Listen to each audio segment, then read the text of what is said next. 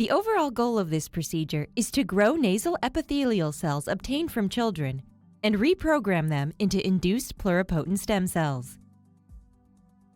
This method can help answer key questions in the field of airway diseases, such as how asthma develops. The main advantage of this technique is that it collects airway epithelial cells from children without stressful procedures. In culture, these are in a homogeneous population and serves as an excellent source to generate induced pluripotent stem cells, or iPSCs. We first had the idea for the study when we talked to Drs. G and Hershey about their study to collect nasal epithelial cells from children to investigate epigenetic variation in asthma and air pollution.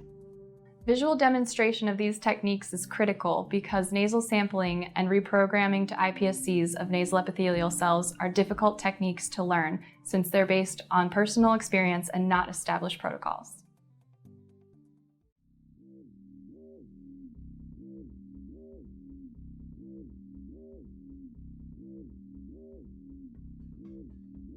Prior to the participant's visit, transfer 2 milliliters of fresh bronchial epithelial growth medium, abbreviated BEGM, to a 15 milliliter conical tube. Then, to this medium, add 20 microliters of a mixture of penicillin, streptomycin, and amphotericin B to a final concentration of 0.01%. When the participant arrives, direct them to a chair to sit.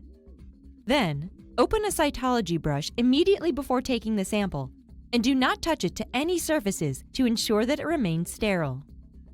Proceed to instruct the participant to sit still and tilt their head upwards towards the ceiling.